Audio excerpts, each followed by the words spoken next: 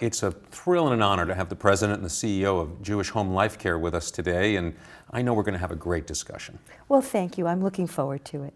So, Jewish Home Life Care, I think everybody knows the Jewish part. Okay? Mm-hmm. Home life care, that's not a term we hear a whole lot. Where does that come from? It comes from two places. The first is we want the people we take care of to know that they can live anywhere they want. So they can live in their home or they can live in our home. And life care is about, we want you to know that we will take care of you for the rest of your life. Yeah, that's a wonderful way to think about it. You know, we hear so much about the healthcare system, but we never hear anybody talking about life care. Are you the only people that you know that actually use that term, or is that a term used by a group of people that I'm just not familiar with? No, it's actually used by people who do continuing care retirement communities. Communities with independent housing, assisted living, and nursing homes. And you think about it as a contract for your life care. What we have is a continuum of services, much more unrestricted by government regulations and the insurance industry. But by providing housing and home care and skilled nursing care and rehab, we're able to take care of people throughout the end of their lifespan.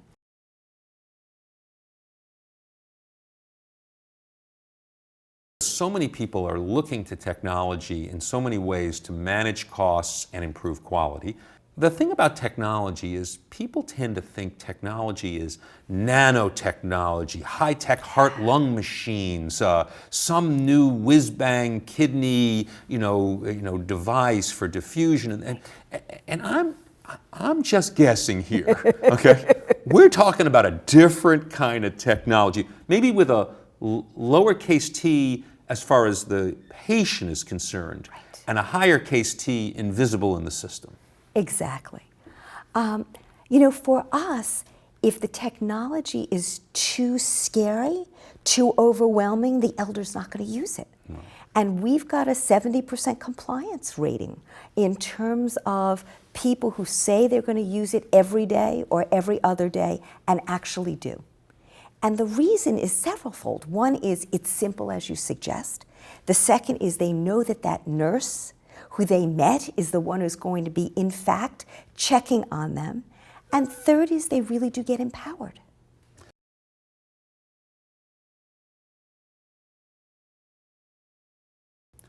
So I asked you today to bring with you a pill dispenser because I was very interested to see, how does something that sounds sort of hard and complicated, how do you make that simple as part of a pair with humans and technology?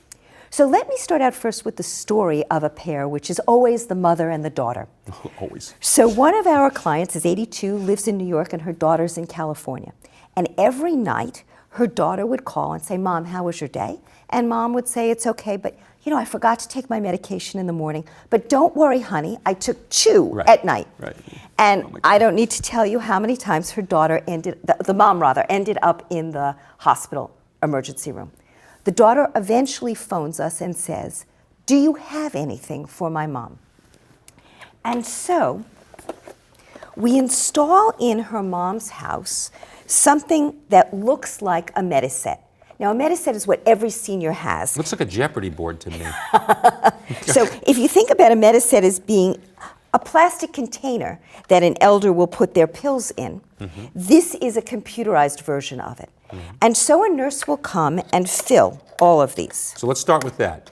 We're not asking the patient to fill anything. We are not. There's no chance they're going to get it right even if they try. No, because if they could have done that, they wouldn't need this. Well, even if they could have done it, they're going to make more mistakes than a professional. Right. Plus, the average senior has got 4, 5, 6 medications, different times more of than the that, yes. Different times of the day. So you put together, you basically pre-stage all Absolutely. of the medications done by a professional once a month. Once a month. All right. So it's economically efficient to begin with. And it's programmed according to each person's lifestyle. So in this case, this 82-year-old woman would get up at 9 o'clock in the morning and she would say, "I like to take my morning pills with breakfast," and that's at 9:30. That gets programmed in here. At 9:30, the machine starts to beep. Beep. Beep. And it will beep with increasing volume for 20 minutes. If she hasn't opened this, A call. we are called. And the nurse is then on the phone to her to say, are you okay? Right. Now, it may be that she's not home at the moment. Sleeping. She forgot to take her pills. She went out and had breakfast with a friend. We will call her several times throughout the day.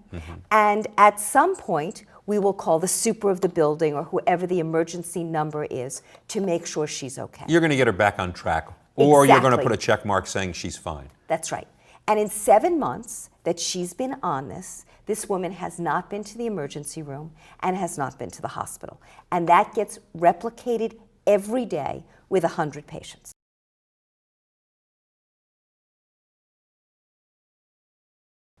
So, Audrey, you were talking about hospital readmissions earlier when we were chatting, and how they have become such a critical issue for hospitals in a way that the Accountable Care Act, as well as the hospitals themselves, want to control and manage.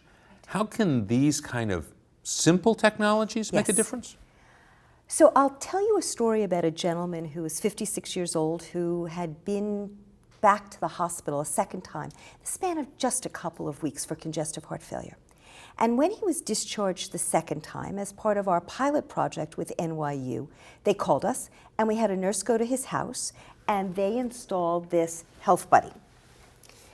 And this Health Buddy does a number of things. In the back, there are ports where blood pressure, electronic scale, glucose, and oxygen are all hooked up. Right. And then there's a series of questions that get asked. And after 2 days, we noticed that he had already been starting to gain weight. And it was a Saturday night, and the nurse called him. And she asked him what was going on. How did he feel? And he felt fine.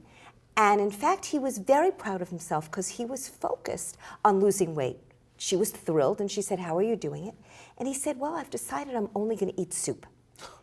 And you know the punchline. Yeah, it's not a good idea. That's right. So the soup is canned, and there's lots of sodium Salt, and in the it's soup. retaining water, of course. And so she got on the phone immediately with his physician, got some Lasix dispensed, and then spent an hour on the phone with him going over soup recipes that he could make. Now, we prevented him from going back in the hospital because 3-4 days later, he would have been back in the hospital not able to breathe. So I heard 4 different things all at once in this magical of device. Let's go through them all, make sure I got them right. The first thing I heard was, this is a hub. This isn't a device. This is like a network connector. Yes. And you can plug other devices into this device.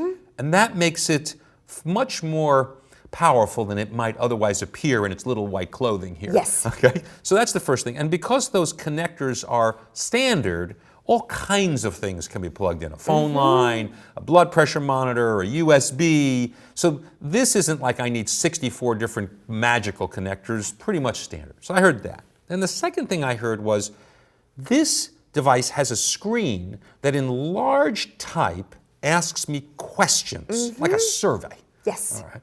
And I assume those questions could just as easily be in Spanish if you wanted them to be. They just happen to be in English. That's the one right. I'm looking at here could be in any language. Many seniors prefer their native language if it's not English, and especially when they're trying to talk about their health. Yes. Might be a capability. And we have translated it into Spanish and Russian and Mandarin and Korean. The second thing I heard was, this is a survey device, and it can ask surveys. And in addition to asking questions, it can take answers, because these big Yes. blue buttons, I assume, are like A, B, C, D. Exactly. Right, no like type in your answer here. Correct. You didn't want to mention that, I noticed that. Okay, so this is a multiple choice survey device. So it's got a screen that asks me questions, and then it's got 4 big buttons, A, B, C, D, that 1, 2, 3, 4, that I can just answer. Yes. So that was the number 2 thing I heard. Then the number 3 thing I heard is that people like using this. Yes. Right, this is actually not an intrusion. It's sort of like a game show. Yes. This is like a game show and I'm the star. Oh, That's right. I could see why seniors like this. Okay, so you're going to ask me questions that don't have a right or wrong answer, right? That aren't like quizzing me. But that means I'm going to like this device. And the 4th thing I heard is that the device, by definition, is a gateway to a human.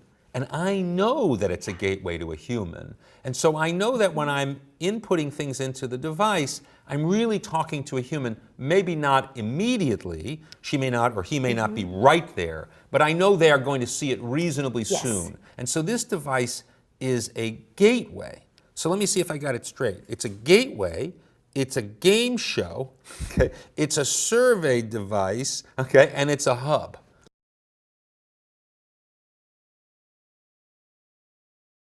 I know you've got a long relationship with Panasonic, so does Panasonic assign you engineers, literally to come in your place and ask you questions and listen, or do they actually bring you products? Tell me a little bit how that partnership works. Well, the partnership works by us both doing what we do best. So Panasonic has brought to the table the engineers, and we've brought to the table the folks who are out there in the field caring for the elders to say, here's what the gaps are. You know, the gaps are the fact that we can't see the elders in their home, and help us to figure that out, because it's not only the nurse care managers, but it's the psychologist and the social worker and the psychiatrist who wants to be able to have a conversation and see somebody's face and see their affect. So you use a term that we've talked about earlier called care in place.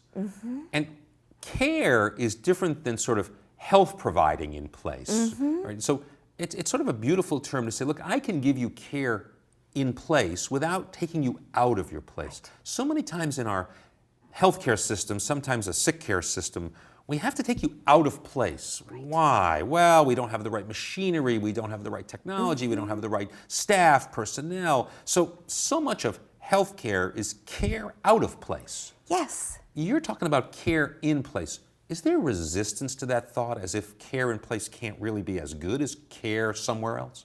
I think that healthcare and its imagining where people can receive care has changed dramatically in the last 2 decades. People in aging now talk about providing care to the elder in the place they want to call home. And people know how disruptive it is and how unhealthy it is to take someone out of their home. So whether it's home health aides, home health nurses, infusion therapy, even hospice, to the degree that these services and supports can be provided at home, people want to do that. So I think that that is clearly the wave of the future. And by the way, it's less expensive. Yeah, it has the added benefit of being a whole lot less expensive. So, you know, you brought up a word that one of my favorites, which is imagination. So often when people in your position look at the world of health and wellness, you say, oh, you know, a little imagination here would go a real long way. Right. Do you find that for some reason healthcare and imagination don't seem to go together? They rarely go together, and so much of it is that everybody is theoretically guided, but often bounded by rules and regulations. How the government says that they think that they want it done, how the reimbursement will happen.